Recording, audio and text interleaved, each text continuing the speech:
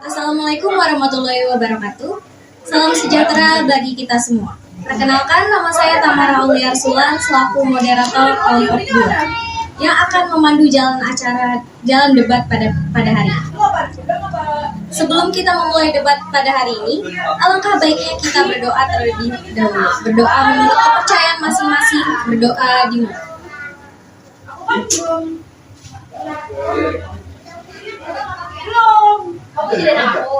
Berdoa selesai. Selanjutnya saya akan memperkenalkan tim pihak pro dan juga kontra. Di sebelah kiri saya ada tim pihak pro dan di sebelah kanan saya ada tim pihak kontra. Sebelum debat dimulai, saya akan membacakan mosi untuk debat pada hari ini. Mosi debat pada hari ini adalah PPDB jalur zonasi untuk sekolah. Baik, selanjutnya saya akan mempersilahkan kepada tim pro untuk menyatakan pernyataan. Kepada tim pro dipersilakan. Baik, terima kasih moderator. Baik, terima kasih kepada moderator. Di sini saya sebagai tim pro orang pertama berdasarkan Permendikbud nomor 14 tahun 2018. Penerimaan peserta didik yang sebelumnya melalui kompetisi dengan nilai ujian menjadi penerimaan yang didasarkan pada 1. Jarak tempat tinggal ke sekolahan sesuai dengan zonasi. Kedua, surat hasil ujian nasional diuntur-unturkan bagi lulusan SMP. Ketiga, prestasi akademik dan non-akademik. Sehingga kebijakan ini berlaku di semua sekolah pemerintah daerah. Adapun jumlah siswa yang diterima menurut sistem zonasi ini yaitu 90% jalur prestasi di luar zonasi. Menurut zonasi itu ada 90%, jalur prestasi di luar zonasi 5%, dan pemindahan domisili serta terjadinya bencana juga 5%. Nah, berdasarkan instruksi pemerintah dari kebijakan PPDB ini, sistem zonasi dilakukan di semua daerah didasarkan pada akses yang objektif, transparan, dan akuntabel. Terima kasih. Boleh selanjutnya untuk pihak kedua. Baik, saya sebagai orang kedua dari tim pro menyatakan setuju mengenai jalur zonasi karena Nadiem Makarim menyatakan bahwa PPDB pada jalur zonasi ini merupakan sebuah bentuk revolusi yang senyap. Artinya revolusi yang senyap itu anak-anak dari keluarga kurang mampu dapat masuk ke sekolah negeri. Lalu Nadiem juga berpendapat bahwa PPDB jalur zonasi ini akan menghilangkan diskriminasi yang terjadi pada siswa di sekolah-sekolah negeri karena sekolah-sekolah negeri ini lebih didominasi oleh siswa dari kalangan kelompok sosial yang tinggi. Lalu pada jalur ini juga siswa yang bertempat tinggal dekat dengan sekolah akan mendapatkan hak prioritas, yaitu sebesar 90% dari total keseluruhan siswa. Tujuannya adalah untuk menjadikan sekolah negeri sebagai akses layanan pendidikan yang terukur dan bermutu baik yang didukung oleh sarana yang memadai. Oke, baik, saya Yasmina selaku orang kedua dari tim pro. Mengapa saya setuju nih dengan sistem zonasi ini? Karena dari PPDB-nya sendiri itu mendapatkan respon positif dari berbagai kalangan karena kemampuannya untuk memberikan akses yang lebih luas kepada siswa bertaraf ekonomi rendah. Nah, bagi siswa kesulitan biaya untuk mendaftar layanan bimbel dan juga mendapatkan nilai tinggi untuk masuk ke sekolah yang diinginkan sudah tidak menjadi rintangan lagi. Nah, tidak adanya kekhawatiran menempuh perjalanan jauh juga menjadi alasannya. Nah, bahkan jarak dari rumah ke sekolah dapat ditempuh hanya dengan berjalan kaki saja. Nah, dalam hal ini, zonasi menunjukkan kapasitasnya untuk membantu mendorong akses siswa yang berasal dari kelas sosial rendah yang selama ini hanya didapatkan oleh kelas sosial menengah atas saja. Baik, terima kasih atas pernyataan dari tim pro. Saya lanjutkan kepada tim kontra untuk memberikan pernyataan. Silakan kepada tim kontra. Baik, terima kasih sebelumnya untuk moderator dan tim pro. Sedikit meluruskan ya, Permendikbud nomor 14 di tahun 2018 itu udah lama nggak berlaku ya. Itu sistem zonasinya belum yang pakai umur dan itu Nadiem belum menjadi Menteri Pendidikan. Sedikit meluruskan, zonasi umur ini masuk ke Permendikbud nomor 1 di tahun 2021 tentang PPDB zonasi di tingkat SD sampai SMA ya. Nah, tapi Permendikbud ini menimbulkan ketidaksetujuan bagi sebagian warga Indonesia. Salah satu pasal yang menjadi sorotan adalah pasal 25 ayat 2 yang menyatakan bahwa jika tempat tinggal calon peserta didik dengan sekolah yang sama, misalnya kakak ini milik SMA 70 dan Fatimah juga di SMA 70 dan tempat tinggalnya sama, itu nanti yang dipilih yang umurnya yang lebih tua. Hal ini menunjukkan pengukuran jarak dari rumah ke sekolah menjadi pertimbangan utama untuk sistem zonasi. Nah, sebagai warga Indonesia kita berharap ya pemerintah dapat memperhatikan ini lebih lanjut untuk bisa mengevaluasinya. Boleh untuk pembicaraan selanjutnya. Baik, terima kasih moderator. Di sini saya sebagai orang kedua jadi setuju dengan pendapat saudara ini. Kita sebagai warga negara Indonesia berhak terhadap masa depan pendidikan anak-anak kita. Saya merasa bahwa perlu adanya peninjauan ulang terkait kebijakan zonasi yang diatur dalam Permendikbud nomor 1 tahun 2021. Pertama-tama, penggunaan usia sebagai faktor penentu dalam seleksi dapat menimbulkan adanya ketidakadilan bagi peserta didik yang memiliki kemampuan akademik dan kesiapan belajar yang sama, namun memiliki usia yang lebih muda. Ini juga berpotensi menyebabkan adanya kehilangan kesempatan untuk mendapatkan pendidikan di sekolah negeri pilihan mereka hanya karena faktor yang sepertinya tidak menjadi pertimbangan utama. Selanjutnya, memprioritaskan peserta didik yang lebih tua berdasarkan usia mereka bisa menyebabkan adanya diskriminasi. Nah, terhadap anak-anak yang lahir pada akhir tahun yang juga dapat dikatakan bahwa anak-anak ini merupakan anak-anak yang memiliki usia yang jauh lebih muda. Selain itu, hal ini juga bertentangan dengan selanjutnya memprioritaskan peserta didik yang lebih tua berdasarkan usia mereka bisa menyebabkan diskriminasi. Maka dari itu, hal ini bertentangan dengan semangat inklusivitas dalam pendidikan di mana setiap anak-anak berhak mendapatkan kesempatan yang sama untuk mendapatkan pendidikan yang layak dan berkualitas. Terima kasih. Baik, dipersilakan kepada pembicara selanjutnya untuk menyatakan pernyataan umumnya. Baik, sebelumnya terima kasih kepada moderator. Di sini saya melanjutkan pernyataan dari saudara Ridwan dan saudara Ratu yang dimana terdapat contoh dari salah satu orang tua siswa yang merasa kecewa atas adanya peraturan seleksi zonasi karena anaknya yang bernama Rizal ini harus menghadapi persaingan di mana usia menjadi faktor penentu. Meskipun Rizal ini memiliki nilai yang layak, namun karena usianya yang belum mencapai 15 tahun, dirinya harus gagal mendapatkan sekolah negeri pilihan pertamanya. Sebagai hasilnya pun Rizal terpaksa harus bersekolah di sebuah SMA swasta, dan beberapa orang tua lainnya juga merasa kecewa dengan keputusan seleksi zonasi yang menitik beratkan pada usia tertua ke termuda, yang dimana anaknya ini harus mengikuti jejak serupa karena usianya yang masih muda saat mendaftar sekolah menengah. Meskipun anak ini memiliki usia yang lebih muda dari kebanyakan calon peserta didik, ia tidak diterima di SMP negeri pilihannya dan terpaksa masuk ke SMP swasta. Hal itu juga sangat dicemaskan oleh para orang tua dengan keputusan tersebut, yang dimana mengkhawatirkan para anak akan terpengaruh negatif jika bersekolah di lingkungan yang tidak sesuai dengan harapannya. Baik, terima kasih. Saya kembali ke moderator.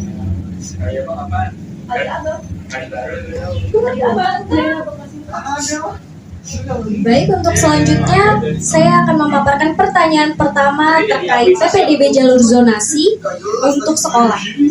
Dimohon kepada pihak pro dan kontra untuk memperhatikan. Pertanyaannya adalah, apakah kebijakan zonasi benar-benar memberikan keadilan bagi peserta didik secara keseluruhan?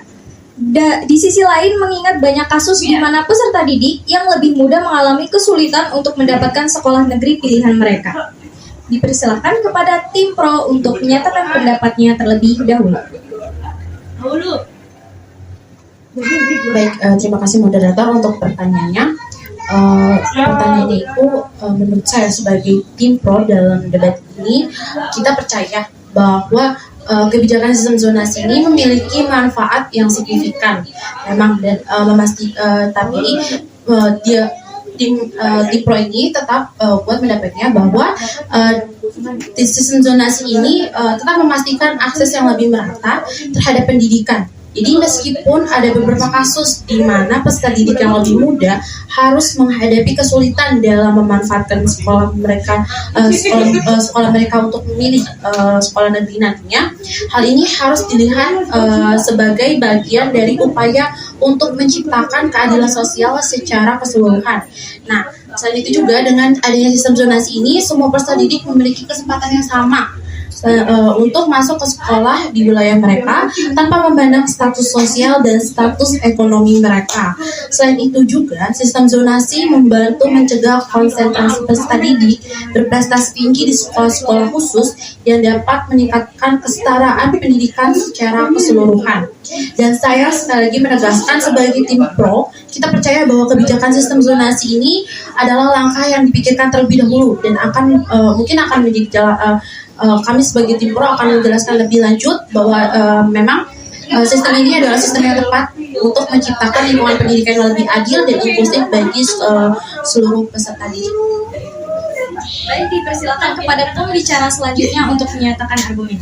Baik, terima kasih moderator. Saya selaku pembicara 2 dari tim pro setuju dengan pendapat saudari Rani bahwa jalur zonasi yang diterapkan untuk PPDB sekolah sudah memberikan keadilan bagi seluruh siswa yang dilihat dari sisi pemerataan sekolah dan pemerataan pendidikan. Lalu jalur zonasi ini juga akan berlaku adil bagi siswa dalam kelompok kelas sosial karena tidak adanya lagi julukan sekolah favorit yang menggunakan nilai tinggi untuk dapat masuk ke sekolah tersebut. Selain itu juga sudah ada dalam Permendikbud nomor 44 tahun 2019 bahwa PPDB yang menjadi ukuran jalan utama sebagai syarat PPDB jalur zonasi. Terima kasih. Baik, dipersilakan kepada pembicara selanjutnya untuk menyatakan pendapatnya.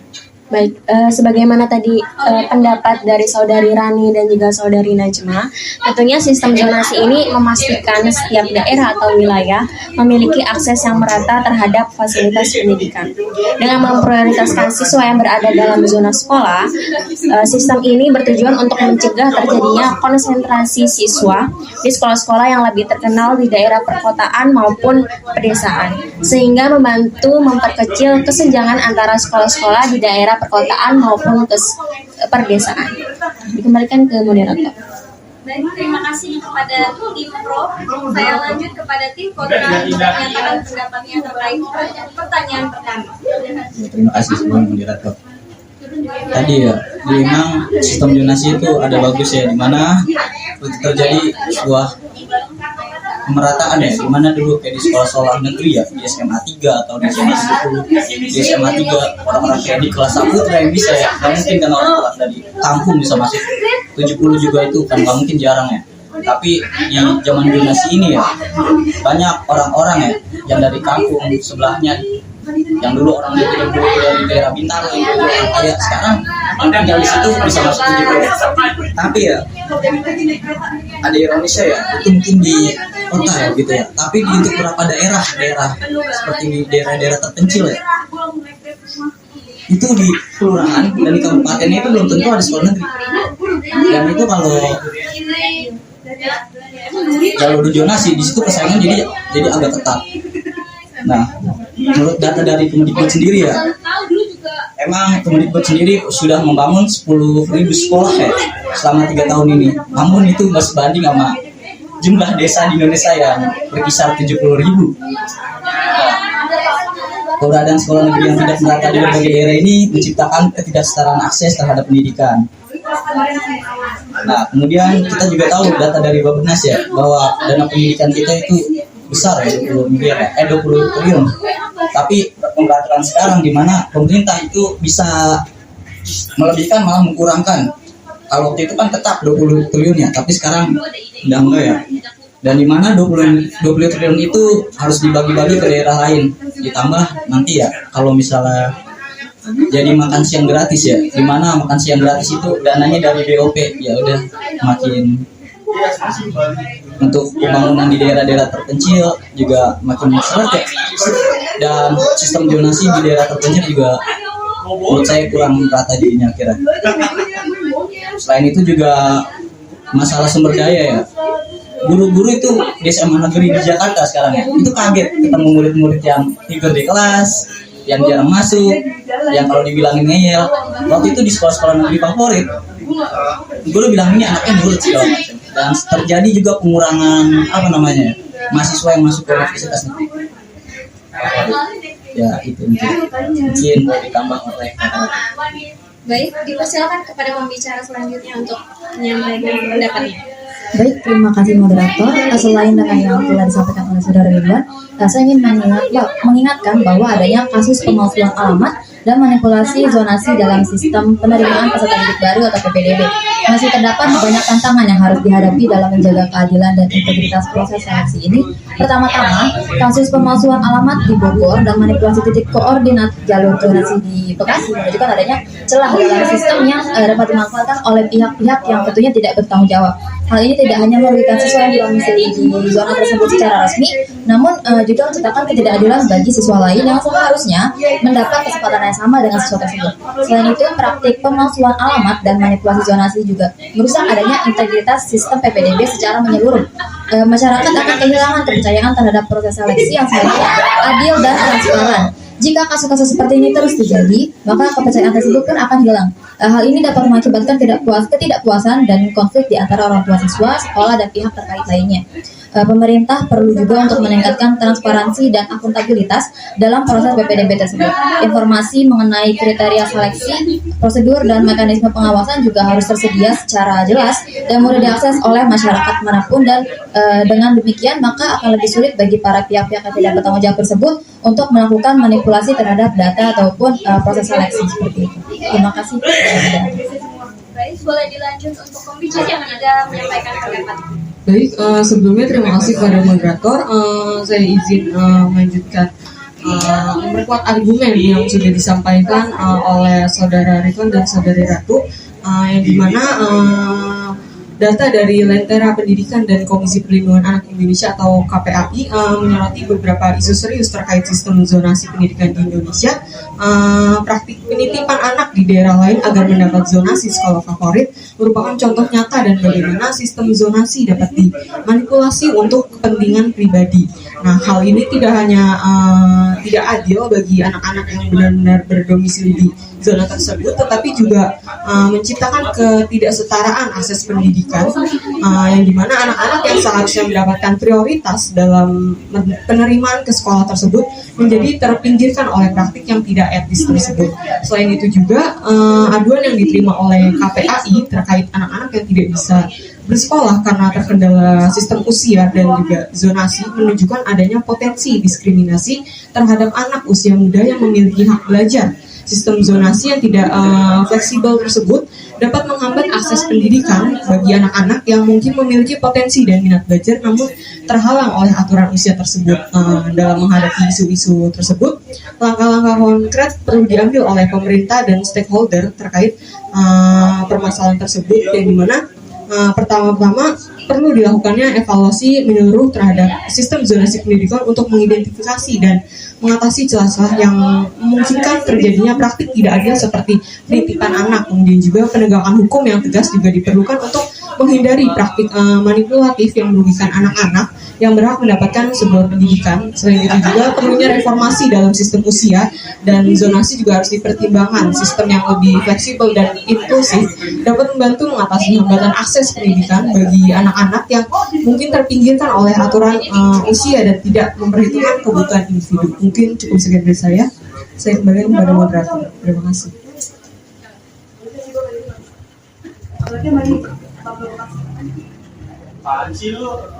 Baik, terima kasih bagi para tim pro maupun kontra atas pernyataan dan argumen yang telah dipaparkan. Selanjutnya saya akan membacakan pernyataan kedua terkait PPDB jalur zonasi untuk sekolah. Pertanyaannya adalah, menurut kalian apakah ada alternatif lain tanpa harus menggunakan usia sebagai kriteria dalam seleksi peserta didik di sekolah negeri? Dipersilakan kepada tim kontra untuk menyampaikan pendapatnya terlebih dahulu. Baik, terima kasih. Sebenarnya untuk alternatif lain, zonasi sebenarnya sudah yang terbaik ya dari yang ada sekarang. Namun faktor usia mungkin menjadi permasalahan ya.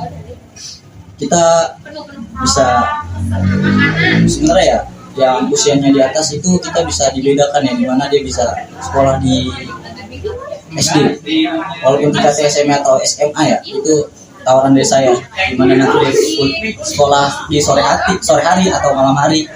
Karena secara psikologis ya, manusia itu apa namanya ya, sudah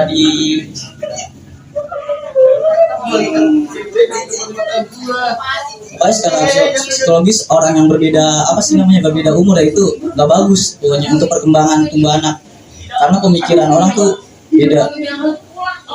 Nah, untuk saya sih itu aja sih yang mungkin teman saya untuk bisa menambahkan. Terima kasih pada pembicara satu. Boleh dilanjutkan untuk pembicara kedua. Baik, terima kasih moderator dan terima kasih juga atas jawaban yang sangat luar biasa untuk saudara Ridwan. Saya ingin menegaskan bahwa selain mempertimbangkan jarak sebagai faktor utama dalam zonasi ini, pendekatan yang lebih komprehensif bisa melibatkan penilaian lebih lanjut terhadap kondisi sosial ekonomi dan kebutuhan individu siswa tersebut. Misalnya, dengan memperhatikan tingkat pendapatan keluarga, aksesibilitas transportasi, dan kondisi lingkungan sekolah.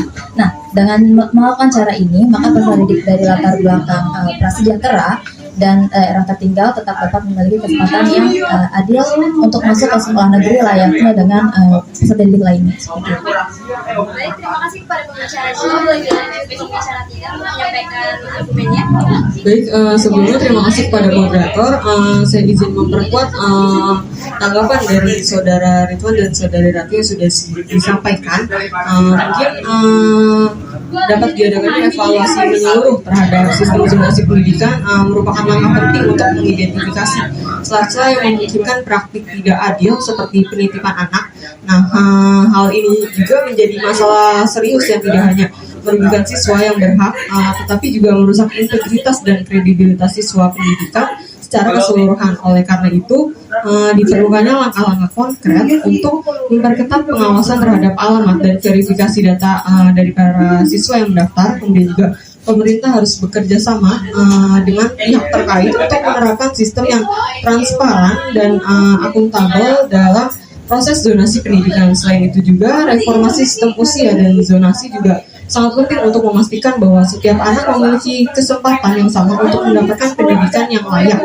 Sistem yang kaku dan tidak fleksibel dapat menghambat perkembangan anak-anak yang memiliki potensi dan minat belajar namun terhalang oleh aturan usia yang tidak memperhitungkan kebutuhan individunya. Oleh karena itu, perlunya pertimbangan untuk reformasi sistem ini agar lebih inklusif dan memperhitungkan faktor-faktor seperti kemampuan akademik dan minat belajar. Mungkin itu aja dari saya. Terima kasih. Untuk selanjutnya dipersilakan kepada tim pro untuk menyatakan pendapatnya. Baik, terima kasih moderator, terima kasih juga tim Putra atas jawaban dari pertanyaan sebelumnya, bahwa saya ingin menjelaskan atau menyampaikan argumen saya sebagai tim pro atas jawaban tadi. Menurut saya sebagai tim pro, meskipun sistem seleksi berbasis kemampuan dan potensi individu itu dapat mempengaruhi ketergantungan pada faktor usia, tetapi hal ini dapat menghasilkan ketidakadilan akses bagi siswa yang tidak memiliki akses atau sumber daya untuk mempersiapkan diri dengan baik untuk tes bakat tadi, serta portofolio prestasi, dan ini bisa memperkuat kesenjangan sosial dan ekonomi yang ada. Selanjutnya, menerapkan sistem seleksi yang lebih holistik itu memerlukan sumber daya yang cukup besar, baik dari segi waktu, tenaga maupun keuangan. Banyak sekolah negeri yang mungkin tidak memiliki sumber daya yang cukup untuk melaksanakan tes bakat, wawancara dan evaluasi portofolio dengan cara yang adil dan terstruktur. Selain itu juga, usia itu lagi-lagi bukan hanya tentang angka, tetapi juga tentang kesiapan dan kematangan fisik, emosional, dan sosial. Memperhitungkan usia juga penting karena pengalaman dan perkembangan siswa bisa berbeda-beda. Tanpa menghitungkan faktor usia, bisa saja siswa yang lebih muda atau yang lebih tua secara signifikan memiliki kesulitan dalam menyesuaikan diri dengan lingkungan belajar yang baru.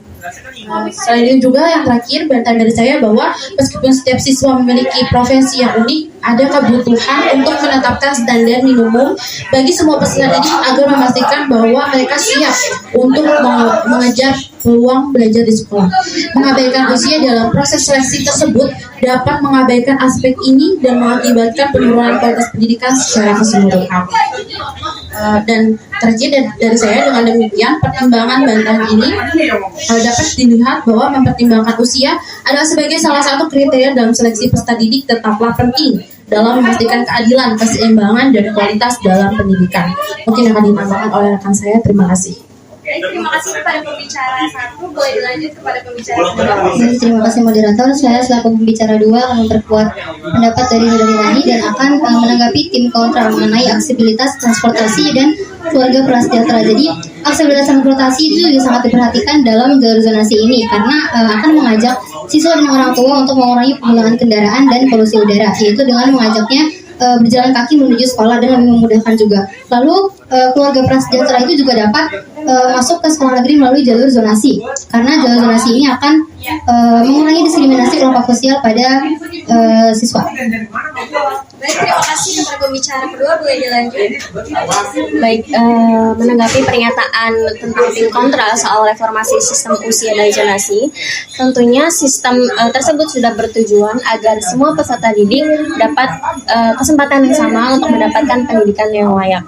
Dan sistem jalur zonasi ini sudah mencakup pada kemudahan mendapatkan sekolah, terus kemudahan transportasi, juga pemerataan pendidikan. Dan mungkin mengenai evaluasi yang ada, itu tentunya harus ada langkah yang konkret dan penegasan dari pemerintah agar bagaimana sistem zonasi ini berjalan dengan baik dan tidak ada kecurangan lagi. Ini kembalikan ke moderator.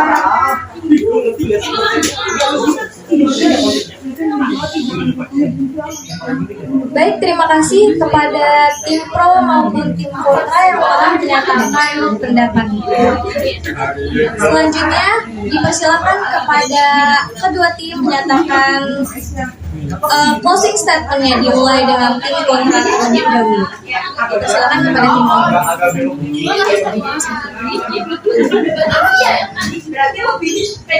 Dalam upaya menciptakan sistem pendidikan yang lebih adil dan inklusif ya. Reformasi sistem zonasi itu benar-benar harus dilakukan ya.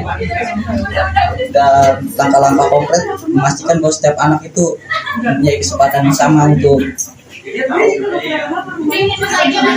meraih impian dan potensi mereka dalam pendidikan. Dan jangan lupa masalah umur itu emang harus dievaluasi. Terima kasih kepada pembicara pertama. Boleh dilanjut pembicara kedua untuk menyampaikan pendapat. Baik, terima kasih moderator. Di sini saya juga ingin menegaskan bahwa kita perlu mengingat bahwa dalam upaya mencapai tujuan pendidikan yang lebih baik bagi semua anak-anak Indonesia, kami sebagai tim kontra berpendapat bahwa adanya kepentingan untuk mempertimbangkan ulang mengenai kebijakan zonasi ini dan mencari solusi yang lebih inklusif dan adil. Hal ini termasuk mempertimbangkan keseimbangan antara berbagai faktor seperti jarak, usia, dan kebutuhan individu itu sendiri dalam menentukan akses pendidikan yang berkualitas bagi semua anak-anak Indonesia, karena sekali lagi semua anak berhak untuk mendapatkan pendidikan yang layak. Baik, terima kasih kepada pembicara pertama. Boleh dilanjut kepada pembicara ketiga untuk menyatakan argumennya. Baik, sebelumnya terima kasih kepada moderator. Saya di sini izin menyampaikan pendapat saya terkait tadi, yang dimana penting untuk mempertimbangkan bahwa kebijakan seleksi ini harus mengakomodasi beragam kebutuhan dan potensi peserta didik, bukan hanya memandang usia sebagai satu-satunya faktor penentu, tetapi kebijakan yang adil dan inklusif haruslah memperhatikan faktor-faktor seperti prestasi akademis, bakat, minat, serta latar belakang sosial ekonomi, sehingga setiap anak memiliki kesempatan yang sama untuk mendapatkan sebuah pendidikan berkualitas sesuai dengan potensi mereka. Dengan demikian, pemerintah dan lembaga terkait diharapkan untuk melakukan sebuah evaluasi mendalam terhadap kebijakan seleksi yang ada dengan memprioritaskan kepentingan dan kesejahteraan peserta didik sebagai fokus utama. Mungkin itu saja dari saya. Terima kasih. Baik, terima kasih kepada pembicara yang telah menyatakan argumennya. Selanjutnya dipersilakan kepada tim pro untuk menyatakan argumen terkait pertanyaan kedua tadi. Dipersilakan kepada tim pro. Baik, terima kasih moderator. Di sini saya akan memberikan closing statement dari pihak orang pertama. Menurut saya sebagai tim pro, kami tetap menetapkan bahwa sistem zonasi ini adalah salah satu cara untuk meratakan keadilan dalam pendidikan di Indonesia. Lagi-lagi balik dengan penjelasan yang sebelum-sebelumnya, bahwa memang masalah umur ini pentinglah dipertimbangkan, dan masalah umur yang berkaitan juga menurut kami tidak akan bermasalah pada pendidikan di Indonesia. Selain itu juga sistem zonasi ini bukan kebijakan baru yang membuat banyak peserta didik untuk berhenti dalam sekolah. Terima kasih. Terima kasih kepada pembicara satu. Boleh dilanjut kepada pembicara kedua. Baik, sebagai tim pro kami tetap setuju dengan adanya jalur zonasi yang diterapkan untuk PPDB sekolah yang dilihat dari keadilan pengoptimalan pemerataan pendidikan karena akan mengalokasikan siswa berdasarkan wilayahnya. Jadi sekolah yang sebelumnya tidak terisi penuh oleh siswa akan menghindari kekurangan siswa dengan adanya jalur zonasi ini. Baik, terima kasih kepada pembicara kedua. Boleh dilanjut kepada pembicara ketiga untuk menyatakan argumen. Baik, memperkuat statement dari sebelum-sebelumnya, mungkin saya ingin tegaskan bahwa penerapan sistem zonasi ini tidak hanya bertujuan untuk pemerataan kualitas pendidikan, namun juga mendorong partisipasi aktif sekolah dan wali murid dalam perencanaan pendidikan. Sistem zonasi ini juga memperkecil kesenjangan pendidikan antara sekolah favorit dan sekolah non-favorit. Dengan demikian, semua siswa memiliki kesempatan yang sama untuk mendapatkan pendidikan yang berkualitas tanpa harus bersaing dengan siswa dari luar wilayah. Sekian. Baik, terima kasih kepada tim pro maupun tim kontra yang telah menyatakan closing statement-nya.